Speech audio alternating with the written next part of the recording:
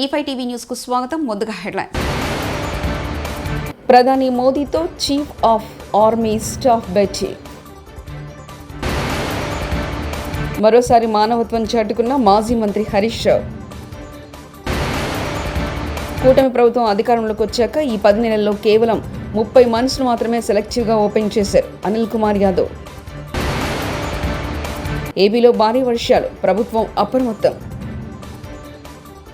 పహల్గాం ఉగ్రదాడి నేపథ్యంలో భారత్ పాకిస్తాన్ల మధ్య ఉద్రిక్త వాతావరణం నెలకొంది. ఈ క్రమంలో భారత్ ఏ క్షణమైనా తమ దేశంపై దాడికి దిగబోతుందంటూ పాకిస్తాన్లో ఓ విధమైన ఆందోళన వ్యక్తమవుతుంది.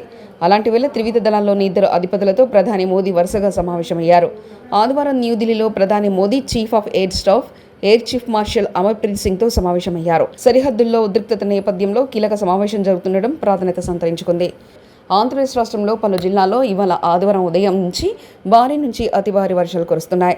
పలు జిల్లాల్లో ఈదురుగాలులతో కూడిన భారీ వర్షం పడుతుంది. ఈదురుగాలుల దాటికి చెట్ల నుండి మామిడికాయలు రాలిపోయాయి. దీంతో మామిడి రైతులు లబ్బోదిబ్బమంటున్నారు. పలు చోట్ల రహదారుల వెంట వృక్షాలు నేలకొరిగాయి. పలు ప్రాంతాల్లో ట్రాఫిక్ స్తంభించడంతో వాహనదారులు తిప్పలు పడుతున్నారు. వర్షం ప్రభావంతో లోతట్టు ప్రాంతాల్లో ఉన్న ప్రజలు తీవ్ర ఇబ్బందులు పడుతున్నారు. ఈ నేపథ్యంలో ఏపీ ప్రభుత్వం అప్రమత్తమైంది. అధికారులు సహాయక చర్యలను ముమ్మరం చేయాలని ఏపీ ప్రభుత్వం ఆదేశించింది. ఏపీలో 150 నుంచి 200 మైన్స్ ఉంటే యాక్టివ్ మైన్స్ 100 వరకు ఉంటాయి. కానీ కూటమి ప్రభుత్వం అధికారంలోకి వచ్చే ఇక 10 నెలల్లో కేవలం 30 మైన్స్ను మాత్రమే సెలెక్టివ్గా ఓపెన్ చేశారు. రాష్ట్రం నుంచి ఒకటైన మైన్స్ బయటికి వెళ్ళినా ప్రభుత్వం తరఫున ఎక్కడో ఒక చోట పర్మిట్ కొట్టి తీరాల్సిన వైఎస్ఆర్సీపీ ప్రభుత్వంలో మైన్స్ ద్వారా 150 కోట్ల వరకు ప్రభుత్వానికి ఆదాయం సమకూరింది. కానీ ఇప్పుడు 30 నుంచి 40 కోట్లు కూడా రావడం లేదని అనిల్ కుమార్ యాదవ్ వ్యాఖ్యానించారు. మా నాయకుడికి తెలుసు, మాకు తెలుసు, దాన్ని ఇది చేసుకోవాల్సిన అవసరం లేదు. కానీ ఈ క్రమంలో ఈరోజు రావటం కారణం, ముఖ్య ఉద్దేశం, ఎన్నికలు అయిపోయిన ఒక 3 నెలలు 4 నెలల పాటు నా మీద అనిల్ కుమార్ యాదవ్ 1000 కోట్లు 2000 కోట్లు 3000 కోట్ల రూపాయలు క్వాడ్స్ మొత్తం నడిపాడు, మైనింగ్ దందా నడిపాడు, రకరకాలు వేశారు. సరే, ఎక్కడా కూడా నేను స్పందించలేదు. నా మౌనమే దానికి కామ్గా ఉండటం కూడా జరిగింది. ఇంత పోయింది, అంత పోయింది, ఇంత పోయింది, ఏదేదో రాశారు, చాలా మంది మాట్లాడారు, చాలా మంది ఇది చేశారు. సరే, రైట్, ఎవరికి ఏ మీడియాకి సంబంధించిన వాళ్ళు 100 కూడా వార్తలు రాశారు, అన్నీ కూడా రాశారు. సరే, దాని గురించి ఇప్పుడు నేను మాట్లాడుకోవాల్సిన అవసరం లేదు. ఎందుకంటే దేనికైనా సరే రైట్, ఏది జరిగినా దానికి సంబంధించి ఫేస్ చేసేదానికి కూడా ఇప్పుడు సిద్ధంగానే ఉంటాం. కానీ ఈరోజు ముఖ్య కారణం, నేను రావడానికి కారణం 2. ఈరోజు మా జిల్లా అధ్యక్షుల వారిని కాకాని గోవర్ధన్ రెడ్డి గారి మీద ఇల్లీగల్గా జరుగుతున్నట్టు ఒక కేసు పెట్టడం జరిగింది. దానికి సంబంధించి ఇది కూడా జరగడం జరిగింది. దానికి సంబంధించి రైట్, వడ్ర కులస్తులకు తమ ప్రభుత్వం అండగా ఉంటుందంటూ మంత్రి ఉత్తమ్ కుమార్ రెడ్డి హామీ ఇచ్చారు. వడ్ర కులస్తులకు తమ ప్రభుత్వంలో పెద్దపీట వేయబోతున్నామని అన్నారు. ఇవాళ ఆదివారం కోదాడ పట్టణంలో వడ్డే ఓబన్న విగ్రహాన్ని మంత్రి ఉత్తమ్ కుమార్ రెడ్డి ఆవిష్కరించారు. ఈ సందర్భంగా మంత్రి ఉత్తమ్ మీడియాతో మాట్లాడుతూ దేశంలో మొట్టమొదటిగా బీసీ కులగణన తెలంగాణ పూర్తి చేసిందన్నారు. సామాజిక న్యాయానికి కాంగ్రెస్ కట్టుబడి ఉందని మంత్రి ఉత్తమ్ కుమార్ రెడ్డి వెల్లడించారు. సుమారు 40-50 ఏళ్ల నుంచి ఇక్కడ 70-80-90% ఎన్ఎస్పీ ఆయకట్టు కింద ఉంది. కృష్ణా నదీ జలాలపై కొంత బ్యాక్గ్రౌండ్ ఇవ్వాలి ప్రజాపతిలోకి, అదేవిధంగా అధికారులకి.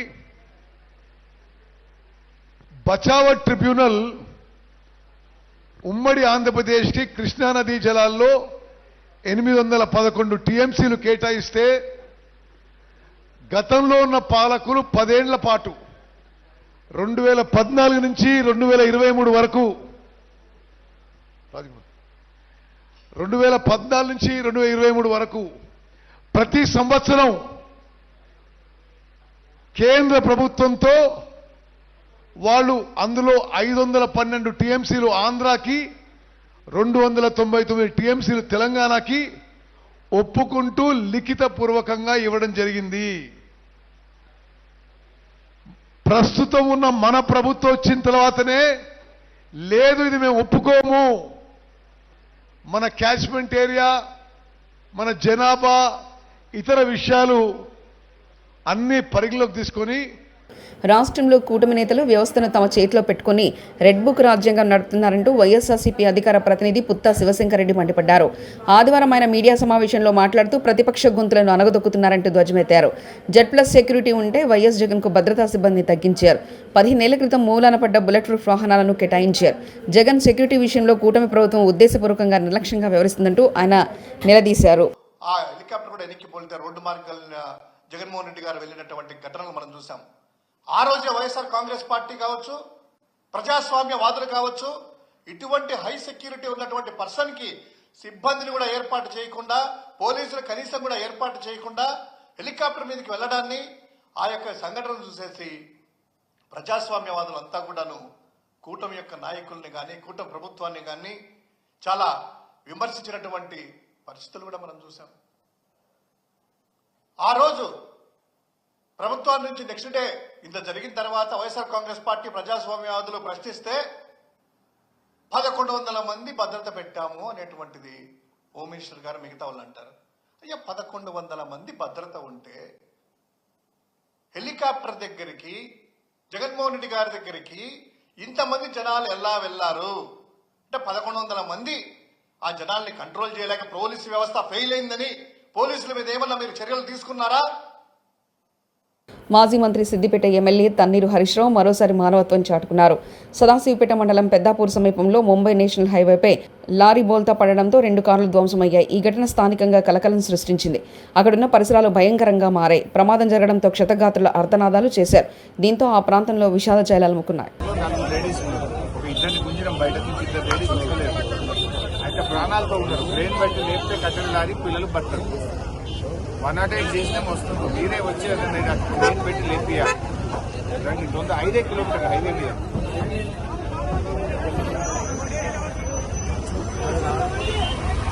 సంగారెడ్డి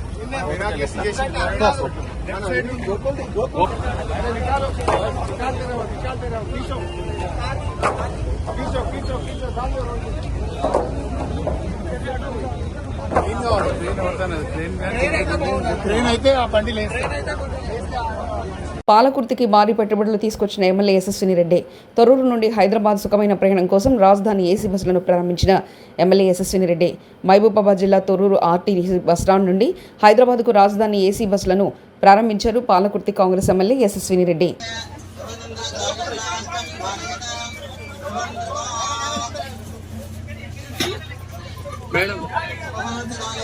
మరి ఇంత నాసిరకమా? నిన్న కురిసిన వర్షం ఈదురుగాలులకు కొట్టుకుపోయిన చెర్లపల్లి రైల్వే స్టేషన్.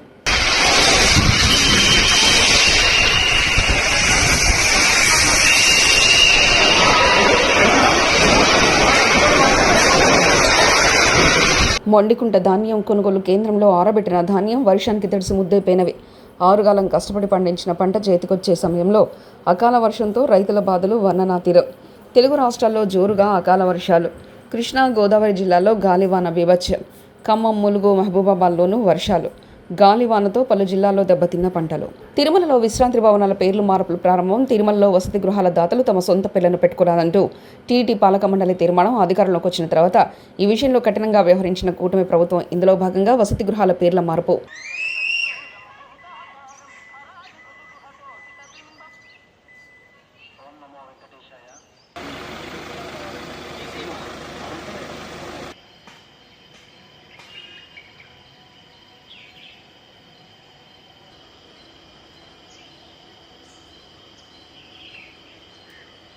ఎన్టీఏ ఆధ్వర్యంలో ఏపీ వ్యాప్తంగా నీట్ పరీక్షలకు సర్వం సిద్ధం. పరీక్షా కేంద్రాల వద్ద భారీ భద్రతతో పాటు కట్టుదిట్టమైన ఏర్పాట్లు చేసిన ఎన్టీఏ ఏపీలో ఈ ఏడాది నీట్ రాయనున్న 65,000కు పైగా విద్యార్థులు మధ్యాహ్నం 2 గంటల నుంచి సాయంత్రం 5 గంటల వరకు నీట్ పరీక్ష, కఠిన ఆంక్షల నడుమ నీట్ నిర్వహణ, విద్యార్థులు ధరించే దుస్తుల నుంచి గోల్డ్ పాదరక్షల వరకు తనిఖీ చేస్తున్న సిబ్బంది. కర్నూలు, తిరుపతి, విశాఖ, అనంతపురం, గుంటూరులో నీట్ కేంద్రాలు.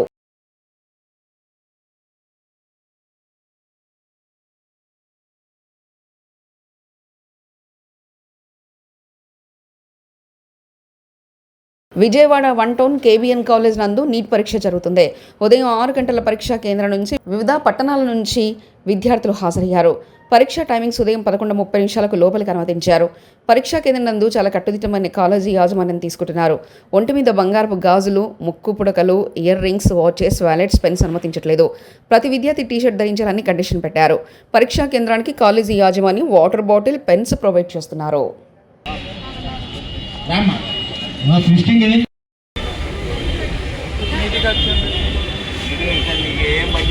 టర్న్ సరే వేవ్ ఉంచండి, కొంచెం పక్కకు వచ్చి చేస్తా ఉన్నా కానీ ఈ షర్ట్ ని బంద్ చేయదు.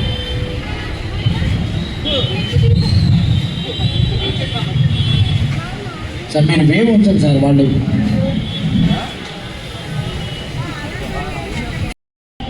ఈ లైన్లో వెళ్ళండి, అందరూ ఇటే వెళ్ళండి అమ్మ, ఇటే లోపలికి వెళ్ళండి, చెక్ చేస్తారు.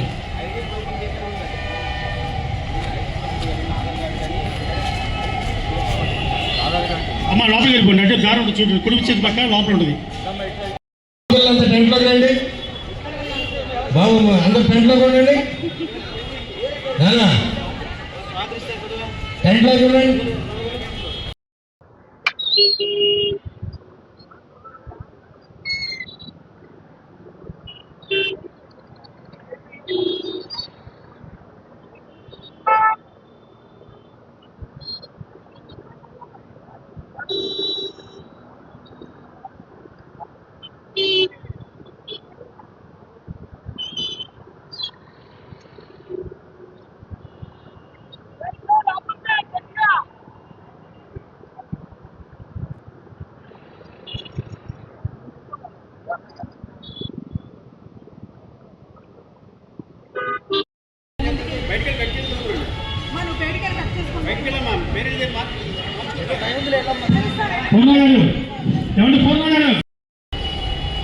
సెకండ్ కలుస్తారని పంపించాక మీడియాకి అలో లేదు కదా, మీడియాకి అలో లేదు సెంటర్లో.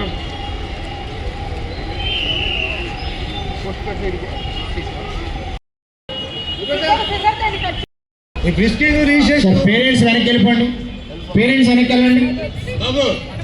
మాది పట్లపరమరి గ్రామం, భూమండలం.